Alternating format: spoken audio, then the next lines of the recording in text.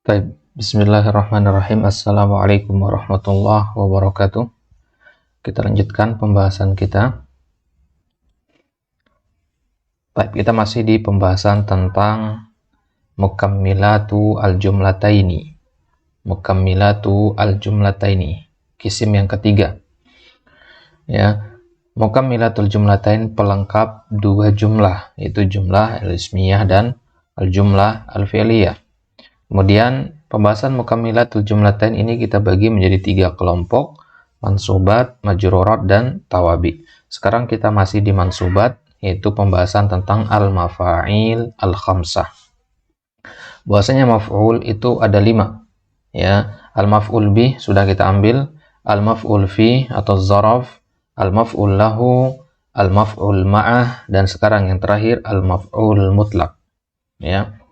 Maf'ul yang kelima adalah al-maf'ul al-mutlak. Baik, apa pengertian dari al-maf'ulul mutlak? Huwa al-masdar al-mansubu ba'da fi'lihi. Al-masdar al-mansubu ba'da fi'lihi.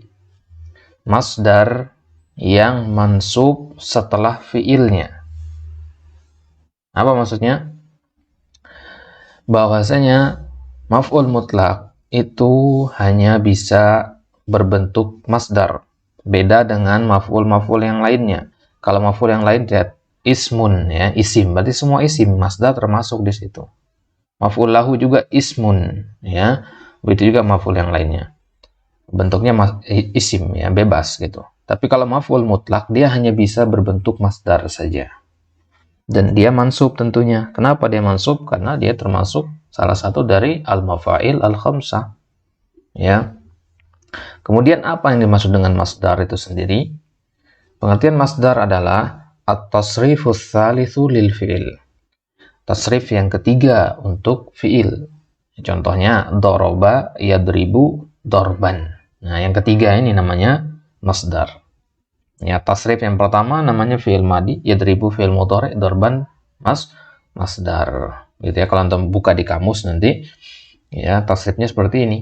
Ya, doroba yadribu dorban, akala yakulu aklan, nama yanamu nauman, dan seterusnya. Ya, jadi tasrif yang ketiga, letaknya yang ketiga, itulah yang disebut dengan masdar, dan dia memiliki makna fi'il. Wada'a yada'u du'aan. Da'a fil madi, yada'u fil mudhari, du'aan masdarnya. Wa jalasa yajlisu julusan. Jalasa yajlisu julusan. Du'aan, julusan, dorban, ini disebut masdar. Dan mereka bisa kita gunakan menjadi maf'ul mutlak. Dorban, du'aan, julusan boleh kita jadikan maf'ul mutlak. Ya. Baik. Walil maf'ulil mutlaqi salasu fawaida. Maf'ul mutlak itu sendiri fungsinya apa sih? Kalau maf'ul lahu kan tujuannya untuk menunjukkan alasan dari terjadinya perbuatan, tujuan suatu perbuatan. Kalau maf'ul mutlak itu sendiri apa? Maf'ul mutlak itu secara umum dia punya 3 keutamaan atau 3 fungsi. Yang pertama bayanun naw', untuk menjelaskan jenis dari perbuatan tersebut. Contohnya, da'autullaha du'a'al muttarri. Da'autullaha du'a'al muttarri. Mana maf'ul mutlaknya di sini? Maf'ul mutlaknya adalah kata du'a. Ya. Saya berdoa kepada Allah dengan doanya orang yang muttar, yang sangat butuh. Muttar artinya orang yang sangat terdesak dalam kondisi darurat.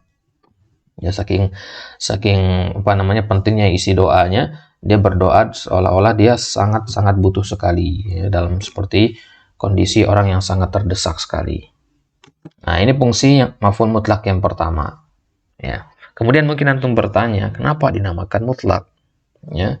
Penamaan mutlak ini karena, ya, du'a ini atau masdar ini diambil dari fiilnya sendiri. Jadi da'autu du'a. Ya, kalau di sini da'autullaha julusan misalkan, nggak benar, itu nggak bisa jadi maf'ul mutlak. Ya, jadi maf'ul mutlak itu harus sama dia penyusunnya dari fiil dan masdarnya. Ya, masdar ini diambil dari dari fiil di awalnya. Nah, kalau antum gunakan jalasa, maka gunakan masdar julusan.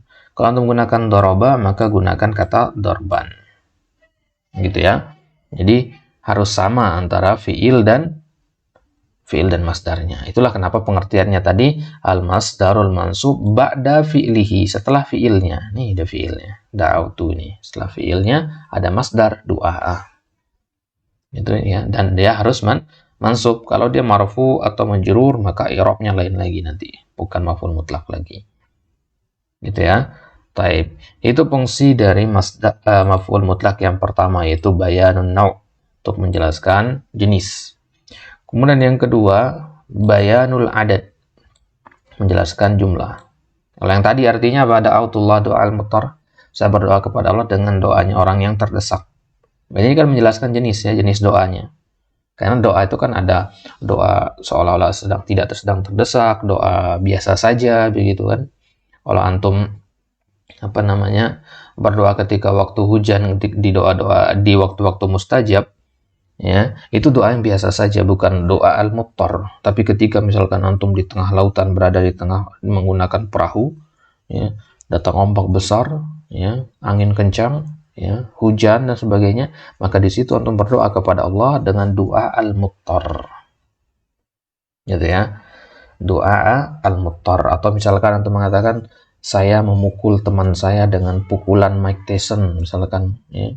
Menjelaskan jenis di situ, jenis pukulan antum. Ya, pukulan itu ada yang lemah, ada yang keras, ada yang pelan, sebagainya.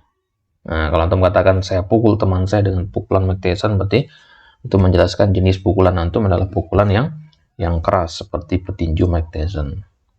Nah, itu bayanun nau' namanya, fungsi dari maf'ul mutlak. Yang kedua, bayanul adad, menjelaskan jumlah dari perbuatan tersebut. Contohnya kita mengatakan da'autullaha da'wataini. Saya berdoa kepada Allah dengan da'watain. Da'watain musanna mansub dengan ya. Ya. Ini musanna dari kata da'watun. Da'watun itu artinya sama dengan doa. Ya. Boleh nggak kita katakan da'autullaha du'aini? Boleh. Ya, benar. Du'aini, dakwah dengan doa itu sama. Ya, sama maknanya. Ada perbedaannya masdar dari si masdar saja. Jadi da'autullaha da'wataini, aku berdoa kepada Allah dengan dua doa, berarti dua kali maksudnya. Kalau tiga kali bagaimana? Ya, tambahkan salas, ya, jadikan jamak. Da'autullaha salasa da'awatin, salasa ad'iyatin, boleh. Da'autullah arba'a da'awatin, dan seterusnya. Khamsa da'awatin, sitta da'awatin, dan seterusnya. Jadi itu fungsinya untuk bayanul adad, jelaskan adat. Contohnya dalam kalimat yang lain, misalkan antum ingin mengatakan saya sudah makan 2 kali, maka antum katakan akaltu aklataini, ya. Akaltu aklataini, akaltu fi'il dan fa'il, aklataini itu masdar dari akala, ya, kemudian dimusannakan, ya. Atau misalkan antum ingin mengatakan saya duduk 2 kali atau saya memukul 2 kali, dorobatu dorbaini, ya, atau dorbataini, boleh. Itu ya. Jadi fungsi yang kedua dari maf'ul mutlak adalah untuk menjelaskan jumlah dari perbuatan yang terjadi. Kemudian fungsi yang ketiga adalah untuk taukid. Apa itu taukid? Penegasan, untuk menegaskan fiil tersebut. Contohnya da'autullaha du'aan, saya menyeru Allah dengan satu doa. Nah, salah penerjemahan yang seperti itu, ya. Artinya apa? Kita artikan satu saja di sini.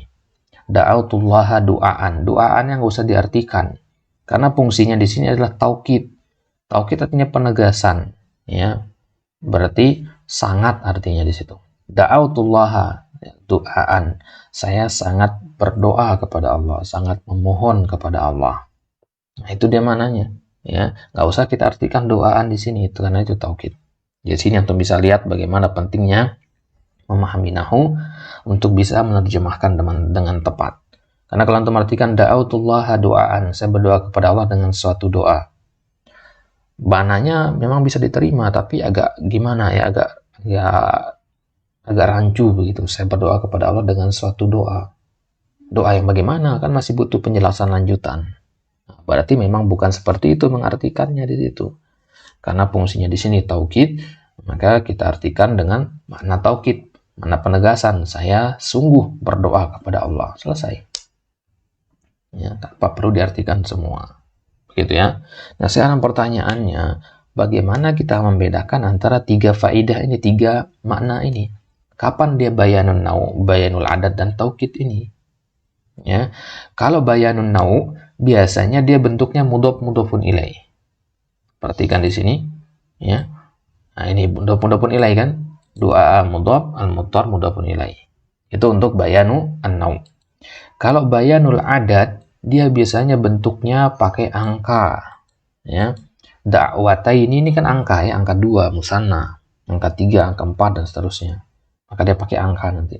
Ya, ini paling gampang dideteksi ini. Kemudian yang ketiga, yang taukid. Nah, kalau yang taukid ini, dia mufrad, nggak ada apa-apa, satu kata doang. Ya, tidak dia mudah-mudah pun ilai, tidak juga dalam bentuk musanna, satu kata doang. Da'atullaha du'aan, jalastu julusan, dorobtu dorban, ya, da'autu du'aan. Ya, tidak ada kelanjutannya, hanya satu kata itu saja. Nah, maka yang seperti ini dah cara membedakan antara tiga makna atau tiga fungsi dari maf'ul mutlak. Jelas maksud dari fawaid di sini ya. Faidah dari maf'ul mutlak, atau kenapa kita pakai maf'ul mutlak dalam kalimat? Ya tujuannya ini. Tujuannya salah satu dari yang tiga ini. Baik. Allah taala alam. Lanjutkan di kesempatan selanjutnya pembahasan tentang al-hal. Wassallallahu ala nabiyina Muhammad wa ala alihi wa ashabihi wasallam. Wassalamualaikum warahmatullahi wabarakatuh.